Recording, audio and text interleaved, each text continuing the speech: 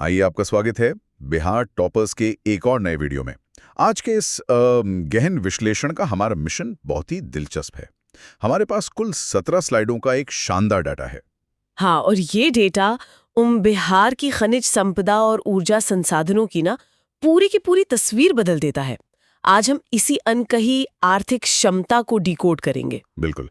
लेकिन इसे समझने के लिए हमें थोड़ा पीछे जाना होगा, साल 2000 के उस दौर में जब झारखंड अलग हुआ था। सही कहा। उस वक्त एक आम धारणा बन गई थी कि सारा कोयला और लोहा तो वहां चला गया, अब यहाँ क्या बचा है। हाँ, पर दिलचस्प बात यह है कि इस क्षेत्र ने निर्माण सामग्री और नई खनिज खोजों के दम पर अपनी एक बिल्कुल अलग राह बना ली है। और यहीं पर आंकड़े सच में हैरान करते हैं। मतलब जब हम राजस्व की बात करते हैं तो अक्सर ध्यान सोने चांदी पर जाता है, लेकिन असली पैसा तो बालू, पत्थर और ईंट बनाने वाली मिट्टी में है। जिन्हें लघु खनिज या माइनर मिनरल्स कहा जाता है। ये सुनने में भले ही साधारण लगें, पर डेटा के अनुसार आज राज्य के गैर कर राजस्व का पूरे 28% हिस्सा इन्हीं से आता है। 28%! ये एक बहुत बड़ा इंजन है अर्थव्यवस्था के लिए। लेकिन ऐसा नहीं है कि कीमती खनिज बिल्कुल नहीं है। मैंने जमुई के स्वर्ण भंडार वाले आंकड़े देखे हैं। हाँ, वो करमटिया, झाझा और सोनू के इलाके। क्या वाकई वहां इतना सोना मौजूद है? अनुमान तो यही बताते हैं।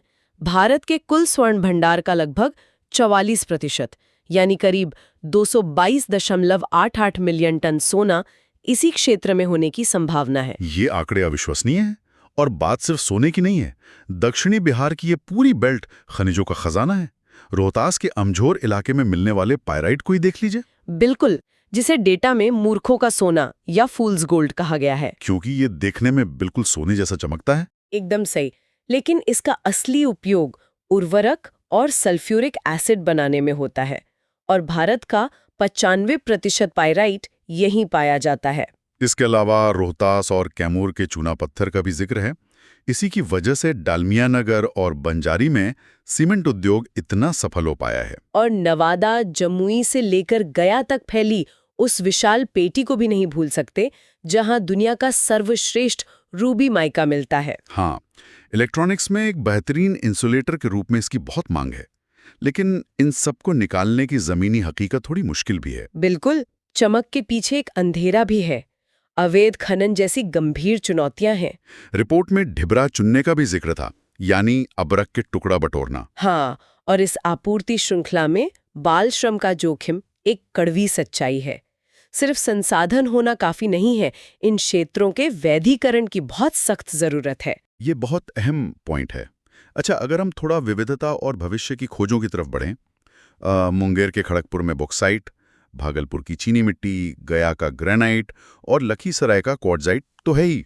पर नई खोजें किसी साइंस फिक्शन से कम नहीं लगती।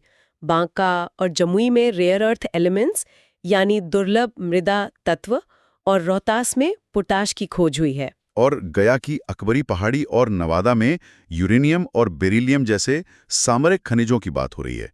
ये स्ट्रैटेजिक मिनरल्स इतने खास क्यों हैं? क्योंकि ये आज की मॉडर्न तकनीक के वीआईपी हैं।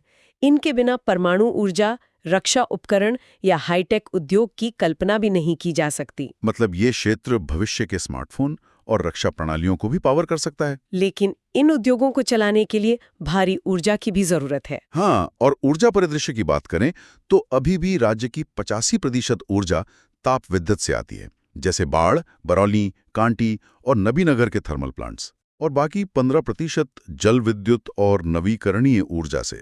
डेटा में प्रति व्यक्ति बिजली खपत लगभग 327.7 किलोवाट घंटे बताई गई है, जो राष्ट्रीय औसत से कम लग सकती है।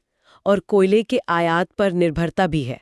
लेकिन बिहार द्वारा सौर ऊर्जा में जो निवेश हो रहा है और बिजली की बढ़ती उपलब्धता है, वो औद्योगिक विकास के लिए बड़े बदलाव का संकेत है।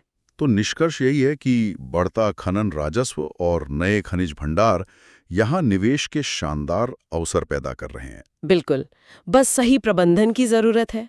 तो आज के इस गहन विश्लेषण को यहीं समाप्त करते हैं। अगला विषय कमिंग नेक्स्ट, बिहार की जलवायु, बाढ़, सूखा और